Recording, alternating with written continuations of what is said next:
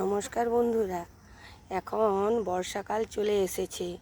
আমরা ফ্রিতে কিন্তু অনেক অনেক বোগেনভেলিয়া গাছ করে নিতে পারি, যেটি অনায়াসেই আমরা করতে পারি। এই বোগেনভেলিয়া গাছ রোড সাইডে এবং কারুর বাড়ির দালানের প্রাচীরের উপরে হয়ে থাকে। আপনারা চাইলেই এর ডাল অনেক সংগ্রহ করতে পারেন এবং রেল লাইনের ধারে ধারেও এর সুন্দর সুন্দর রঙের কালেকশান দেখতে পাওয়া যায়। আমরা যারা বাগান করি তারা তো চাই ফ্রিতে কিভাবে গাছ করা যায়। সেই জন্য দেখুন, আমি বসিয়ে ফেলেছি এতগুলি বোগেনভেলিয়া। তার আইডি আমি তো জানি না, সেই জন্য রঙ চিহ্নিত করার জন্য সুতো দিয়ে দিয়েছি যে এই রঙের হবে।